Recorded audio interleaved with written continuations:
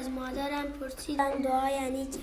مادر گفت دعا یعنی حرف زدن با خدا، در موقع دعا با خدا سخن میگویی و از او یاری میخوای. راستین بسته. رضا بخون. داری میای اینجا؟ آخه مادر من که بهتون گفتم من عید میام پیشتون. نه مادر جان، منم از دیدنت خوشحال میشم، اما خب داری سوار اتوبوس میشی؟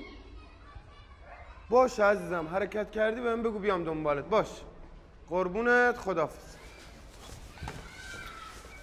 بخش دانش آموزان هستن؟ کجا بودید تا الان؟ یکی از بستگان متاسفانه فوت کردن. شما هر روز مشکل بستگانو دارید؟ زیاده، هر روزی که میمیره من نمیدونم چیکارشون کنم. اشکال نداره، بفرمایید کلاس. خواهش میکنم بفرمایید. احمد بدبخت شدم به خدا. باز چی شده؟ حاجی قصهش مفصله، برات تعریف میکنم. باز چه دست گلی با هم دادی مهدی؟ خب بیاد، مگه چی میشه؟ مامانت دیگه. احمد تو مامان منو نمیشناسی. اون الان اگه کاری بهم نداره سر تعریفایی که از اینجا کردم، اگه خیالش از خورد و خوراک من راحت نشه مغز منو سرویس میکنه. پس میخواد بیاد بازرسی؟ دقیقاً داره میاد بازرسی. همینجا رو یه سر سامونی میدیم، به نظرم خوب میشه احمد. نه فکر نکنم اینجا درست میشه.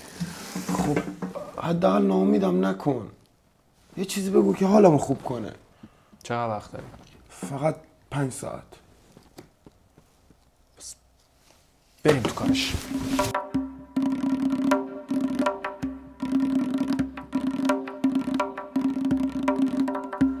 من هر جور فکر میکنم اون خراب شده ای که الان دیدیم شبیه خونه آدمیزاد نیست. خیلی ممنونم از تعریفاتی که از محل زندگی من میکنی.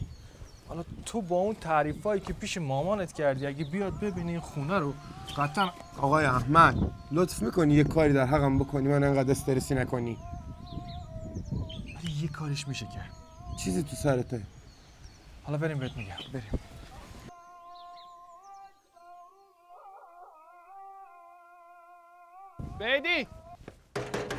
مهدی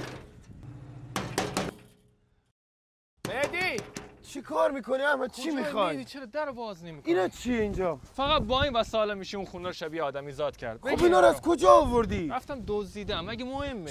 چرا میگم اینا رو از کجا آوردی؟ از مردم محله گرفتم، بعد بهشون پس میدی وقتی مامانت رفت. با اینکه عقلی نداری ولی این بار ذهنت خوب کار کرد. آفرین احمد. تمنی چمن نور تمنی